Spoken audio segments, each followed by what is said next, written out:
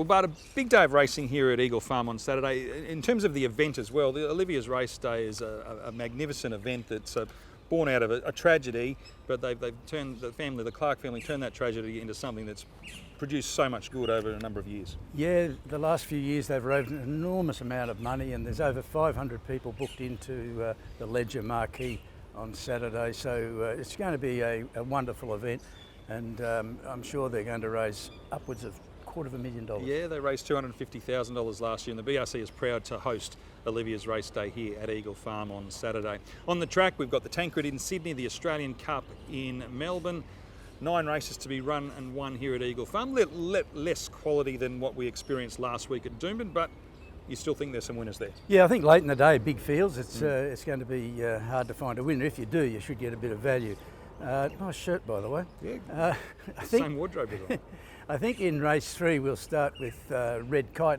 Since he's come to Queensland, he's on second and then win. I see no reason why he can't win again. He's got 11 gate, but the instructions last time were to go forward. I see no reason to change that.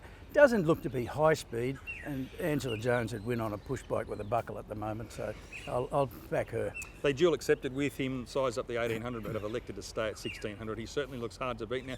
He's got here and now form, but your other 2 selections, you're sort of taking a leap of faith that they're ready to rock first up. Yeah, both first up in race 6, 16 Madame Odette. I reckon Tony Gollan's given us a tip here that running at first up 1400s. He's had 2 trials.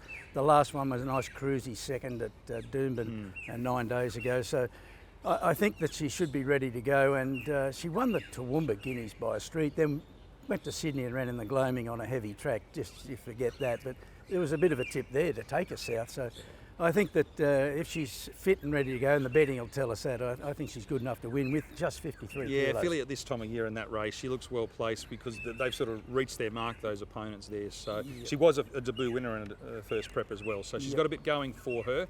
The third selection is a horse we've seen previously, but he built on his record in the South last time around. Yeah, Raceday Kips Bay. He was trained by Chris Waller earlier in his career. He came to, I think it was Doomben, and he started a short price. Everything went wrong.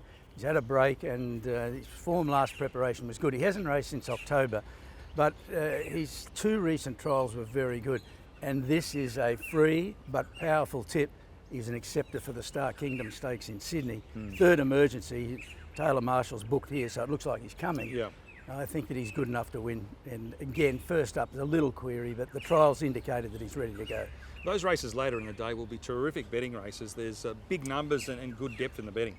Yeah, look, I think we've got some smallish fields early in the day. There'll be a few cramped odds there, but late in the day, I'm sure there's going to be 5 or 6 runners in those quaddie legs.